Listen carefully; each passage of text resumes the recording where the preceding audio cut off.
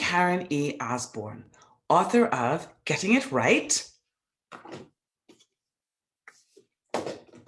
and my upcoming novel, Tangled Lies, which is available for pre-order right now.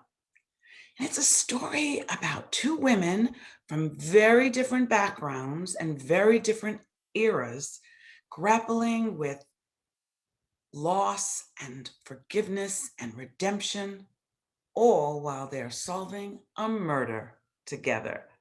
And this is an excerpt. I hope you enjoy it.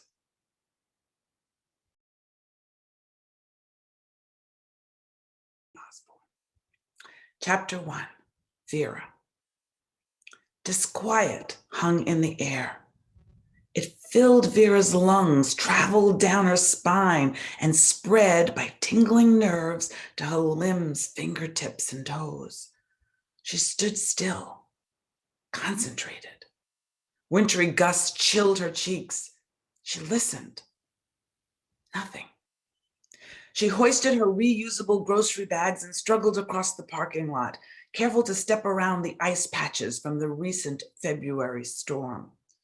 The cold converted her breaths to fog puffs.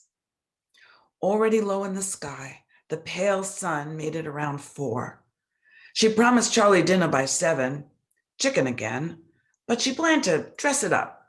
Glazed carrots, scratch biscuits, and brownies for dessert. All 3 of her adult children loved chocolate. The unmistakable stench of fresh urine assailed her nose. Vera pressed the elevator button. What a place. Her late husband Vincent would be sick if he saw her here. With the fat of her thumb, its cuticle ragged, she pushed again. Something else she gave up. No more manicures or pedicures, no more trips to the hair salon to straighten her curls. Charlie had to find a proper job soon. 6 months without steady pay, only a contract here and there. He paid the rent and insurance, but Vera's Social Security covered everything else. Charlie apologized for how and where they lived, and sometimes, she hated to admit, for the unsavory-looking people who dropped by. What could she do? She was a guest with no options. A positive person, she focused on the minor pleasures of her life instead. Dancing in the living room to Motown, the Brian Lira show on public radio, and the novels she borrowed from the library. Although Charlie decorated the apartment using inexpensive pieces he scavenged, he made room for some of her favorite things. The walnut bookcase, her hand-knotted Persian rug, an antique floor-length mirror, and 2 wing chairs covered in plush mocha. There were days, however, when she cringed at the trash-edged grass and the hall's vexing brown stains. For the 3rd time, Vera hit the elevator's up button. Please, God, send it down. She stopped. How selfish to pray for a working elevator while children starved in Somalia. She took the prayer back and waited. No creak or bang. She was not too old to climb 4 flights. She started up the narrow staircase. By the time she reached the 3rd floor landing, her breathing became audible. God created elevators for a reason. She pushed on and made it to her front door, anticipating comfort and peace. She imagined the lavender scent of her bath, heard the water's undercurrent, and the soundtrack provided by Smokey and Gladys, easing tired muscles before she turned her attention to dinner. One bag still in her hand and the other on the welcome mat, Vera inserted her key. The door swung open. Silence. Charlie? Brandy's yelps pierced the eerie quiet. Cold air stung her ankles. Charlie's writing desk lay crippled, almost halved, wood splinters scattered across the Persian rug. Her treasured bookcase sat face down next to the desk.